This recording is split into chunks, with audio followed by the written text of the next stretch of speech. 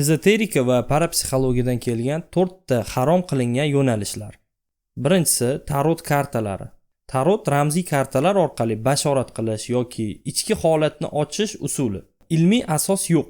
Yevropada sehr an'analaridan biri Kabala falsafasi va arxetiplar asosida ishlaydi.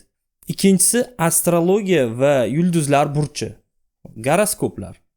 Astrologiya yulduzlar joylashuviga qarab odamning fe'l-atvori va taqdirini aniqlashni da'vo qiladi. Ilmiy ravishda bu yolg'on fahm, psevdonauka hisoblanadi.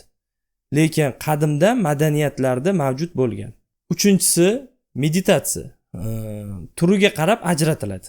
Olimlar islomda haromga yaqin bo'lishi mumkin deyishadi. Bunga sabab mantradagi shirkiy so'zlar. Uni zikrga o'zgartirsa foydali bo'ladi. Sokin o'tirib tafakkur qilishdan qaytarilmagan. Buni aksi chaqirilgan. To'rtinchisi reinkarnatsiya va sen xudosan degan yo'nalishlar. Reinkarnatsiya o'zi nima?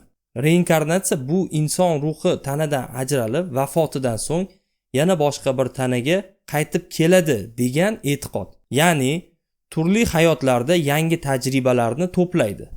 O'ladi va yana qaytib boshqatdan yangi tanada tiriladi degan bir yo'nalish.